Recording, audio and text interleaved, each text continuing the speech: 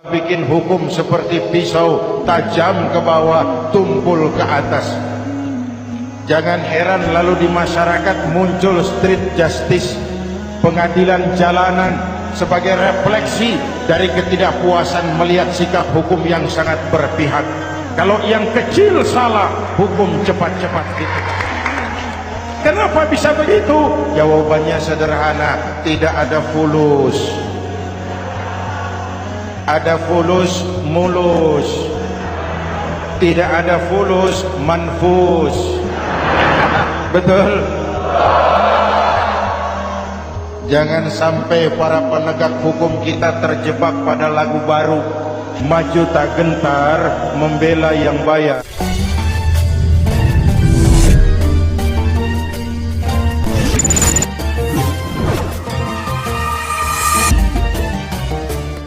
Biar bertentangan dengan nurani, biar bertentangan dengan public opini, biar bertentangan dengan rasa keadilan. Siapa yang bayar, itulah majikan. Mau benar atau salah, belain terus. Kalau seperti inilah hukum kita, mafioso keadilan akan tetap gentayangan. Hadirin yang saya hormati, 13 tahun beliau berjuang di Mekah, meluruskan keyakinan, memantapkan akidah, meneguhkan iman. Dari situ segalanya dimulai, dan ke situ segalanya akan menuju. Intan paling mahal, mutiara paling berharga, tidak lain adalah nilai-nilai keimanan. Kalau itu sudah tergadai, apalagi yang bisa kita banggakan dalam kehidupan ini? Kita merasa harta kita berharga, belum ada artinya ketimbang iman. Kedudukan kita punya nilai pun belum ada artinya ketimbang dengan nilai-nilai keimanan. Itu intan paling mahal, itu mutiara paling berharga. Harta baru ada manfaatnya kalau dilandasi dengan iman. Jabatan dan kedudukan baru terasa gunanya kalau dilandasi dengan keimanan. Kalau jabatan lepas dari iman, yang akan lahir Fir'aun baru. Jelas? Kalau harta terlepas dari iman, yang akan muncul adalah konglomerat korun.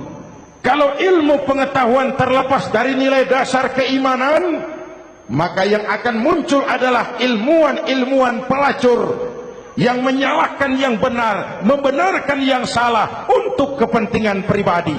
Dan kondisi seperti itu tidak akan membuat kita makin sehat. Oleh karena itu, pada kesempatan ini, pesan pertama saya, menghadapi zaman susah, tetap jaga akidah, tetap pelihara keyakinan. Kesulitan bukan untuk ditakuti, untuk diatasi. Hidup adalah kerja keras, bukan keajaiban. Perubahan tidak akan datang hanya dengan simsalabim abragadabra.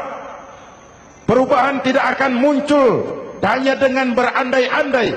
Perubahan tidak akan turun dari langit seperti turunnya embun di waktu malam. Perubahan adalah kerja keras, sehingga Al-Quran membimbing kita, innallaha la yughayyiru ma biqaumin hatta yughayyiru ma bi anfusihim.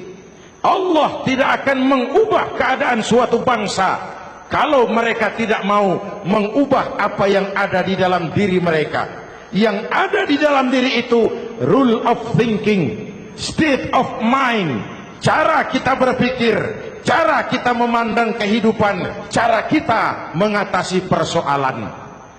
Hadirin yang saya hormati, inilah iman. Berangkat dari ini kita menyadari, ini ujian buat kita rakyat. Dan kita rakyat Indonesia ini kalau sama susah sih sudah kenyang.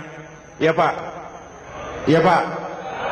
Kita ini sebagai bangsa mengalami apa yang disebut oleh Bung Karno up and down. Naik, turun, timbul, tenggelam, pasang, surut. 350 tahun dijajah oleh Belanda, kita susah.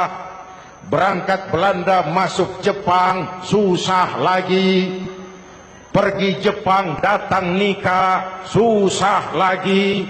Lalu kita merdeka, dirongrong oleh berbagai pemberontakan, susah lagi. Makan bulgur antri minyak, lalu PKI berontak, susah lagi. Muncul orde baru, lama-lama susah lagi.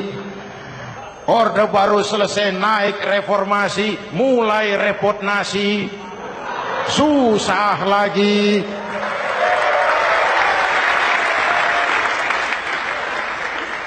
Kalau susah kita ini sudah akrab, sudah intim. Mestinya kalau sudah susah seperti itu, jangan salah sikap menyikapi kesusahan.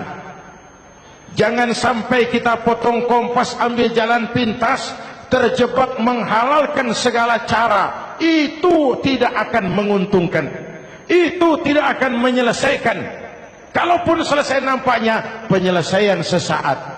Dan penyelesaian sesaat bukan penyelesaian yang sebenarnya. Karena itu tetaplah dalam koridor keimanan. Boleh zaman berubah, akidah jangan sampai goyah. Silahkan masa berganti, tapi keyakinan jangan mati. Sekali la ilaha illallah, sampai tetes darah paling penghabisan, tetap la ilaha illallah. Sanggup? 3 orang. Sanggup? 21. Sanggup? Kalau sanggup kita harus konsekuen. Saudara-saudara di seluruh tanah air, misi yang kedua dari Islam setelah membebaskan manusia dari kemusyrikan, membebaskan manusia dari ras diskriminasi, mengikat manusia dengan tali akidah. Sebelum Islam datang, manusia dibedakan oleh warna kulit, manusia dibedakan oleh faktor keturunan, manusia dibedakan oleh faktor harta dan benda. Adalah Rasul yang mengajarkan, innallaha la yanzuru ila suwarikum wala ila amwalikum walakin yanzuru ila qulubikum wa a'malikum. Allah tidak melihat potonganmu, Allah tidak melihat hartamu. Yang Allah lihat itu adalah hatimu dan amal perbuatanmu.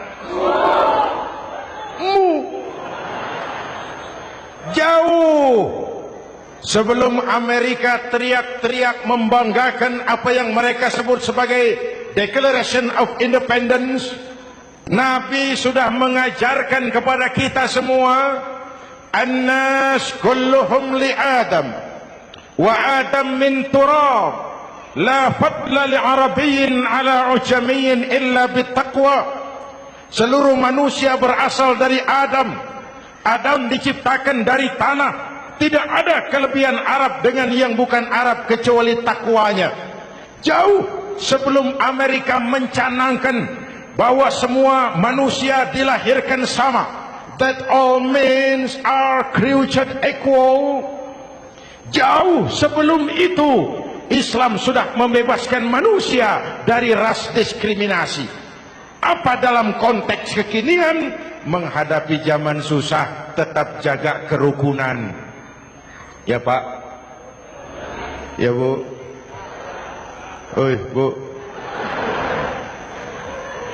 menghadapi zaman susah tetap jaga kerukunan, baik antar umat seagama, antar umat beragama, maupun antar umat beragama dengan pemerintah. Menjaga kerukunan. Jangan saling sikat sikut di antara kita. Sebab kalau sudah rukun, saya ajak berhitung, 1 ditambah 1 sama dengan, itu matematika namanya, hasilnya pasti. Tapi angka sosial hasilnya aneh. Saya ubah jadi angka sosial. Ayo kita berhitung lagi. 1 orang takut, ditambah 1 orang takut sama dengan 2 orang setengah berani. Kenapa setengah berani? Karena sudah berdua. Tadi kan takut sendiri. Kalau sama-sama takut berkumpul jadi setengah berani. Kalau ditambah 1 orang takut lagi, 1 orang takut ditambah 1 orang takut ditambah 1 orang takut sama dengan 3 orang berani. Kenapa jadi berani? Karena sudah bertiga. Kita yang lemah, kita yang marginal, kita yang dikucilkan, bahkan kita yang dilecehkan, kalau mau rukun kita akan kuat dan tidak bakal dipermainkan orang.